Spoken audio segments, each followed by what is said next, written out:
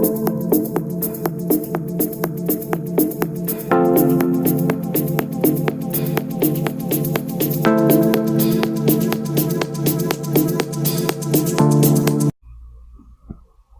everyone! So, ang topic po natin today is about describing graphs of linear equation.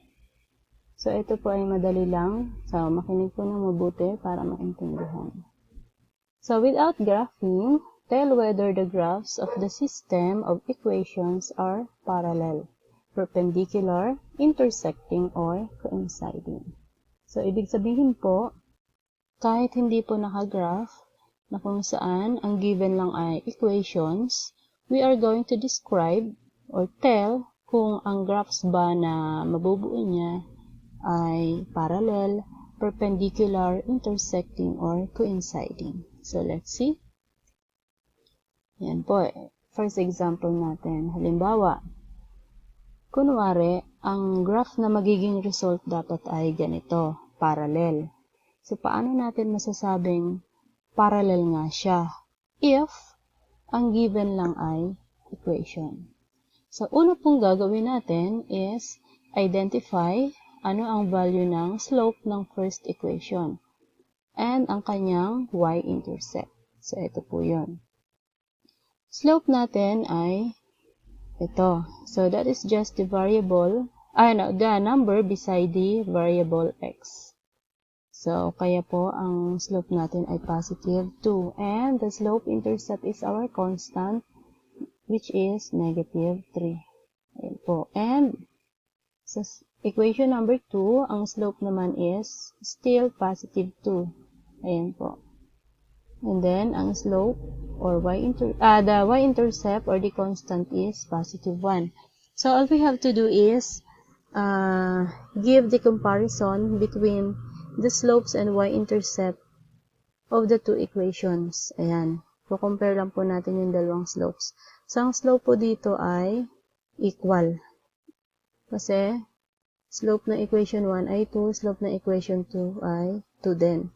Pero, ang kanilang constant or y-intercept ay magkaiba kasi sa equation 1 ay negative 3, sa equation 2 ay positive 1. So, therefore, para po maging parallel ang graph natin, o ang two lines ay parallel, dapat po, ayan, ito yung conditions. The lines are parallel if their slopes, so ayan po, ay equal, dapat, and ang y-intercepts nila dapat po ay different or magkaiba. Para masabi natin ang lines ay parallel. So, slope 1 is equal to slope number 2. So, ayun po. And, the y-intercept 1 and the y-intercept 2 are not equal. Okay? Yan po, malinaw po ha. Next. What if ganito naman po yung graph niya? Or, perpendicular. Yan. Comparison po ulit tayo ng ating equation. So, ang equation 1 natin ay y is equal to 3x plus 2. So, ang slope po niya ay positive 3. And then, ang slope, the y-intercept or the constant is positive 2.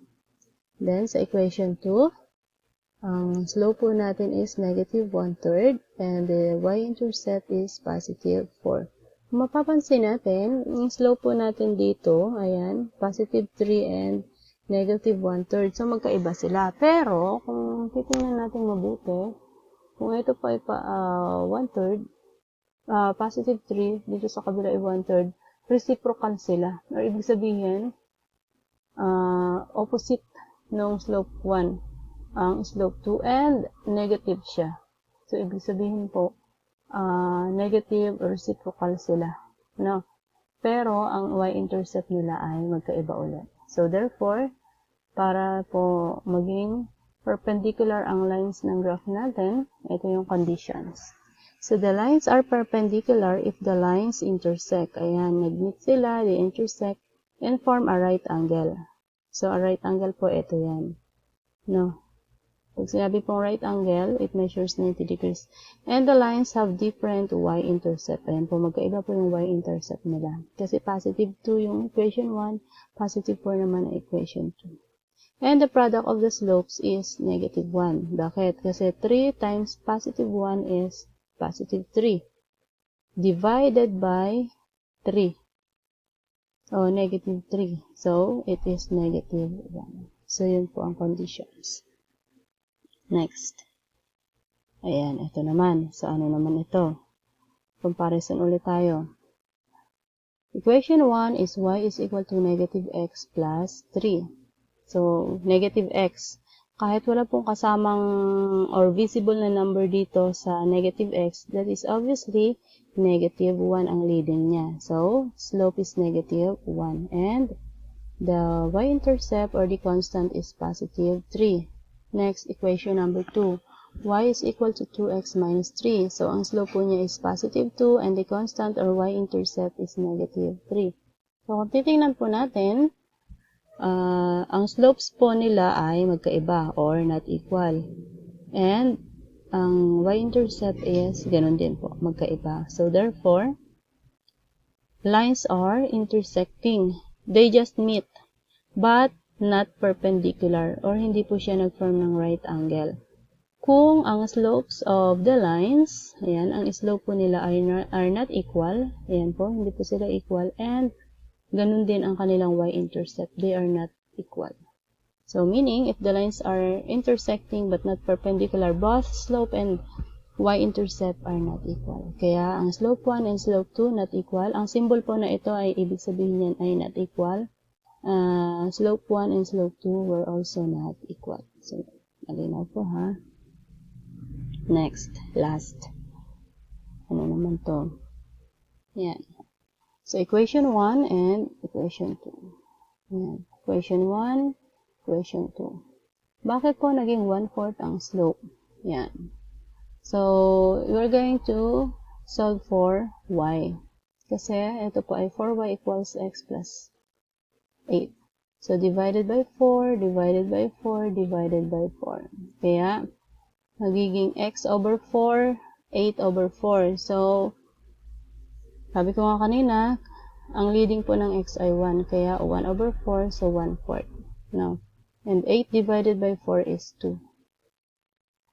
Yan. Kaya, ang slope po nitong equation 1 ay 1/4. Slope ng, y-intercept ng equation 1 is positive 2.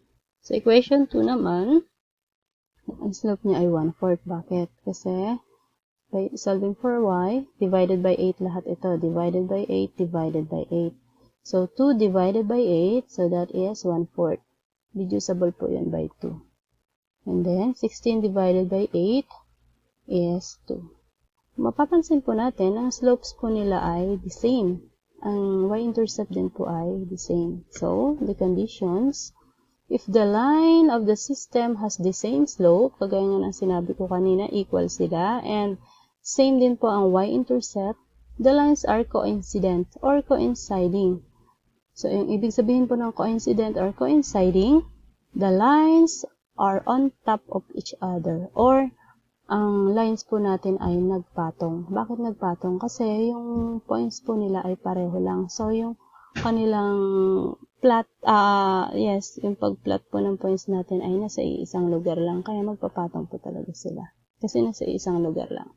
Kaya po ang slope 1 is equal to slope 2 kasi pareho sila. And the y-intercept is also equal to the y-intercept of the second equation. So, hoping na naintindihan niyo po. Thank you very much. Ayan. And, para mas enhance pa natin, bibigyan ko kayo ng isang practice.